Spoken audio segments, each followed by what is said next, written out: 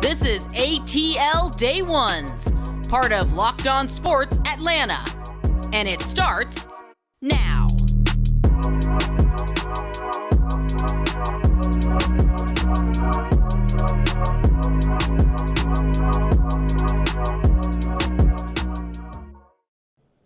Welcome into ATL Day Ones with Jarvis and Tenitra. We want to just say thank you for making us your first listen of the day. And remember, we're free and available wherever you download your podcast. Make sure you leave us a 5-star review. It's a reason why I slowed that down, because you guys have been doing it, and I'm only saying that for the people who have not done that just yet. So if you haven't, go ahead and check us out right there wherever you get your podcast. Like I said, it's free. You don't cost you anything. You know, a lot of people charging you $6.99 here, $7.99 here, $9.99 here.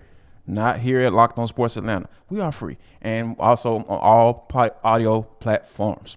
Now, T, the Braves get a big old win last night, and it's one reason why we'll talk about that. And when will somebody step up at the center position for the Atlanta Falcons? And last but not least, my wife always messes with me about always having my phone by my side. Almost sometimes she even jokes with me about it being attached to my hip. But I think this situation right here is ridiculous.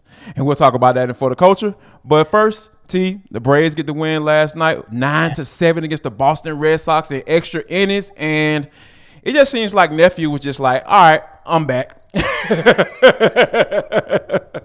Yeah, he was on one last night. He got some, hits. And of course, the biggest thing was the effort behind that slide, just to say, you know what, we're ready to dead this thing. Like, Indeed. we need this to just be over. And he just, man, it was almost like this leap that you felt, like this collective, kind of a leap for him, a collective sigh, but then excitement all at the same time, because so much went well for him. Like, you saw it in the outfield. That was quite fine. I think that was probably the area where he was least, he was most effective, right? And we had the least amount of questions around. But of course, at the plate, different story. And sliding, he'd actually been doing fine there as well this year. A lot of stolen bases there as well. But it was the intensity and the intent with which he's gone after it.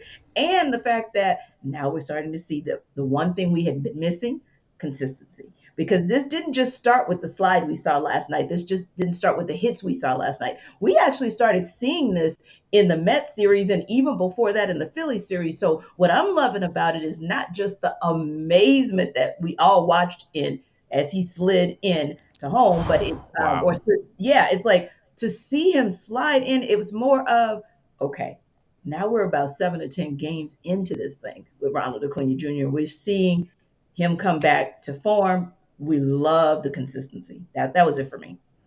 You know what? And when you think about it, he got 3 for 5 last night. 3 hits, 3 runs scored, and that's what you want from your leadoff hitter. You want that guy to be able to get on base and be able to put some fear into the opposing pitcher. Yes. Have them thinking twice about, having that slow windup or, pitching from the stretch. All of those things start to come into place when you think about a guy who's a threat on the bases. And for him to kind of like on that, you talk about that slide, right? I was tweeted out last night at Jarvis 390, by the way. You can give me a follow there if you want to. I tweeted out that, there was nobody else on the team that I feel like Uncle Ron would have sent, around that on that particular play. And the guy that he would have done it, he would have done it for, was the guy that scored before him, and Michael Harris. And when you see, it was almost like I didn't quite catch the angle, but I'm pretty confident that he wasn't even looking at Uncle Ron when he was coming around third. He knew he was going to do what he did, and I think I absolutely just love it. T. It was just amazing to watch. It really was. And like you said, it was just something to where, Ron Washington, he did his usual, come on in, come on, keep going, keep going. The windmill, working his arms out. That's right, the Uncle Ron windmill, but at the end of the day, it wasn't even needed. And, I hear what you're saying in terms of there being one reason why last night that the Braves looked a little bit different, but I actually feel like there were multiple reasons, because the other piece there is You have it's the consistency that you've seen all year from Austin Riley, but Oh yes, yeah, like we can't, yes, yeah, like we yeah. can't go You can't without ignore that at Austin all. Riley. Yeah, and again, it wasn't even just, oh man, a monster triple, a monster home run, a monster single, just missed the cycle by a double. It wasn't just that, it's what you're seeing him do. It was almost like, oh, Mets, we're getting ready for you. Because the Mets, of course, do their thing about grinding out at the plate, and then they wear the pitcher Yes, down, and then they come for him. everybody. That's what Austin Yes, Riley actually yes. did last night. And it Mm-hmm. was so good to see because that speaks to strategy. That speaks Yes, to thinking about the game and not just going patience. back to brute force that we saw when he first came out, or first was called up, and pitchers figured him out quickly that, oh, he's more, all power, if you will.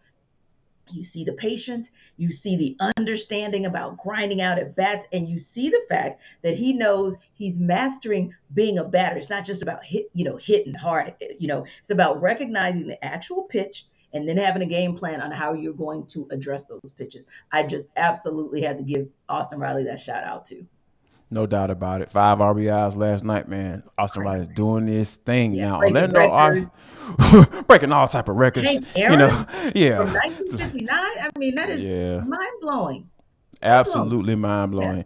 And time I to know Paul Goldschmidt is leading in all most of the major categories, but you talking about the effect and what the definition of what a most valuable player means. I Yeah. think Austin Riley is that guy, and we'll see on whether or not the voters agree with us. But Orlando Arcia went down last night. Not all good news. We'll talk about what the Braves will do as far as those moves because he's been sitting down to the IL. But first, before we get there, tell the folks about BetOnline.net. There's betonline.net, that's your number one source for all your betting needs and sports info. You can find out the sports developments, league reviews, news, you name it. And it doesn't just have to be Major League Baseball, NBA, or NFL, by the way. It can be niche sites like, niche sports rather, like MMA or golf, if you will, or even boxing. All of it, golf, all of it falls under their umbrella. So, and you know what else? Tennis. Because there's an over under out there now that Serena Williams has announced her retirement of whether or not she is going to get that final chip when she goes into the US Open in a couple of weeks. So that's the kind of information and the kind of trend info you can find on betonline.net. Now, look, it's really easy for you. All you have to do is after you finish watching our show, head to their website today. And again, you can use your mobile device or really any device where you are connected to learn about all the trends, all the actions, and do just what we do, which is we follow those trends and actions as well. Because, hey, there's still people that want to know what's going to happen with Kevin Durant. And now we have a Roquan Smith watch. We are on the clock for that. So again, betonline.net. Check them out because that's where the game starts. Yes, indeed. And we talked about Orlando Arcia going down. He's been moved to the 10-day IL. But a lot of people were wondering what they were going to do. We even talked about that early in the morning, and the Braves have answered. They answered our prayers. Like, all right, how y'all going to do this? They have called up 21-year-old highest rated prospect in their system, Vaughn Grissom. They dip into the AA again. They called up Michael Harris, our guy, MH2, back on May 28th. And now they're calling up Vaughn Grissom, the top prospect, and he's coming to the majors. And they've activated Kirby Yates, who we've been talking about for quite some time. As far as he's been pretty solid in some rehab assignments down in AAA. So the Braves locked and loaded and ready to go again. Yeah, and I love the fact that they're making these major moves at a good point because we know the Red Sox aren't good and we know the Marlins aren't that great. So go ahead Yes. and get these players See what up you here. have. They're flying them out to Boston as we speak, so we should at least see them with the team. We haven't seen the starting lineup yet. I'm sure it'll be out there, soon enough. But I think the most important thing is, like you mentioned, you have someone. It's so exciting to see that Vaughn Grissom, like, wow, you must be, doing it. And we know he's been doing the darn thing in AA. But I also like the fact that the Braves have Ahiri Adrianza. So they have some insurance, if you will, for that second base position as we await the return of Ozzie Albies, which is still probably about 3 or 4 weeks away. But I love the Like fact mid-September, yeah. I love the fact that they made this move. I think this is going to be a good move for them. And I cannot contain the excitement that we have for Kirby Yates coming up. And again, certainly, um, by Mike Ford. Thank you. You got DFA. We just needed to make sure we had some insurance. But now that there's no need for that insurance, all set. And another thing I like about tonight's game. Of course, Kyle Wright will be back on the mound, and I suspect, Jarvis, that we're going to see the Kyle Wright that we know and love, because guess who's catching tonight? His boy, William Contreras. And his ERA numbers go down by almost 1 run when Contreras is behind the plate. And that takes nothing away from d'Arnaud, by the way. It takes nothing away Not from at all. d'Arnaud. Yeah. But typically, pitchers have their catchers that they like to call a game, especially who they get comfortable with. So again, I expect a bounce back game from Kyle Wright tonight. No doubt about it. When you think about the Glavins, the Maddocks, and the Smokes, they all had their preferences, and that's Yes. how Bobby Cox he scheduled the lineup accordingly, and there's nothing wrong with that at all. Looking for him to have a better outing than he did last time he was out. 6 innings, 6 runs given up, 7 hits, only 4 strikeouts. Yeah, I think I'm definitely looking for a better performance from Kyle Wright himself. Ooh. Now. But speaking of 4 strikeouts, we got to give one more shout out, because remember, Braves have 12 strikeouts in that last Mets game last night, just 4. Good job on Indeed. that. No doubt about it. And we talked about the patience with Austin Riley. It's patience and not striking out. They don't seem to go together. How about that in concept? All right, but now how about another concept that Cordarrelle Patterson has been throwing out? Right. Apparently, this dude wants to go from CP, being known as CP, to GM of the team, because he tweeted out that Roquan Smith is the dude. He even changed his avatar on Twitter to Roquan Smith when we played for the Georgia Bulldogs. I don't know about you, T, but I absolutely love the fact that Cordarrelle Patterson doesn't give 2 flying flips on a rolling donut about what people think.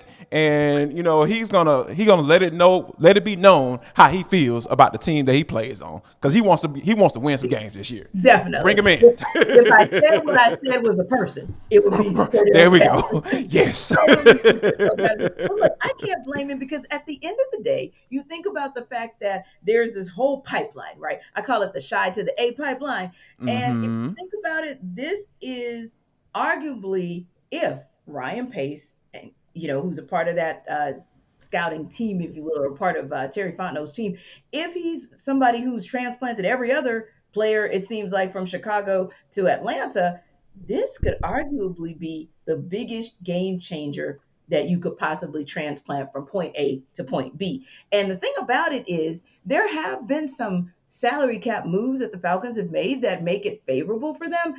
Now, Roquan Smith, obviously he's making $9 million, didn't necessarily want to continue making $9 million. I think that the Falcons are working with about $13 million. But hey, if you want to give up Debo and maybe a pick, do what you got to do, because we said it last night, and I think we stick to it. If you can get Roquan Smith, I don't care how loaded your linebacker room is, go ahead and bring him and just figure it out. So CP, keep on doing what you're doing. Keep campaigning for him, because worst case scenario, we would rather the Falcons shoot their shot than not at all. No doubt about it. You can't make one unless you shoot it. So keep shooting, CP. I appreciate you, man. Somebody, a group of guys that need to keep on shooting and kind of figure this thing out are Drew Dahlman and Matt Hennessy. Who gonna win this doggone spot? Because I need to see something on Friday against the Detroit Lions. We'll talk about that all next, right here on ATL Day Ones with Jarvis and T, part of Locked On Sports in Atlanta. Don't go anywhere.